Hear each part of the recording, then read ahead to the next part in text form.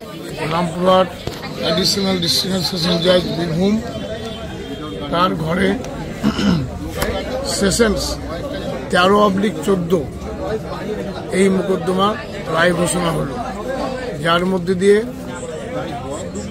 আয়েশা বেওয়া একটি মোকদ্দমা করেন যে তার ছেলেকে এই দুইজন শফিউর রহমান এবং সিকান্দার আলী এবং তার সঙ্গে আরও 5 জন, এই 7 জন মিলে তাকে টেনে ঘর থেকে বের করে কাটাগড়িয়া পাকা রাস্তার মোড়ে মোড়গ্রাম পানাগড় হাইওয়ের ওপর তাকে ছুরি দিয়ে মাথায় মারে এবং সে তারপর লোহাপুরে ভর্তি হয়। লোহাপুর থেকে রামপুরহাট এবং সেখানে সে মারা যায়।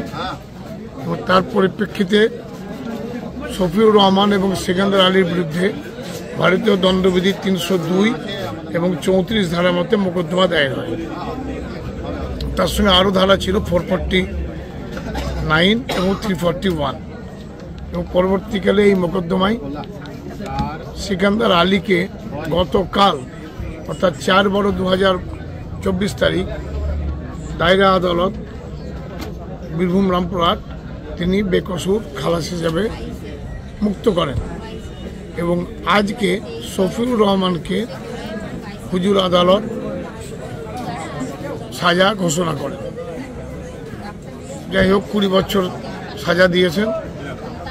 এবার সিকান্দার আলীকে রিপ্রেজেন্টেটিভ আমি তার প্রতিনিধিত্ব আইনজীবী হিসেবে আমি করেছিলাম এবং সিকান্দার আলীকে যে সাক্ষ্য প্রমাণ হয়ে দিয়েছিল সেই সাক্ষ্য প্রমাণ করতে পারেনি এবং সাক্ষ্য প্রমাণ যা দিয়েছিল তাতে সুনির্দিষ্ট অভিযোগ সরকারি উকিলবাবু প্রমাণ করতে না পারায় তাকে আদালত খালাস দিয়েছেন এবং মুক্ত করেছেন।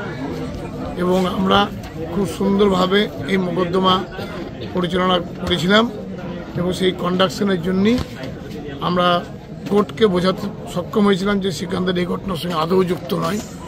যে অভিযোগ আয়েশা বেওয়া সিকান্দারের বিরুদ্ধে করেছেন তা প্রমাণ করতে পারেননি, যার ফলেই আদালত তাকে এই মামলা থেকে রেহাই দিয়েছেন এবং মুক্ত করেছেন।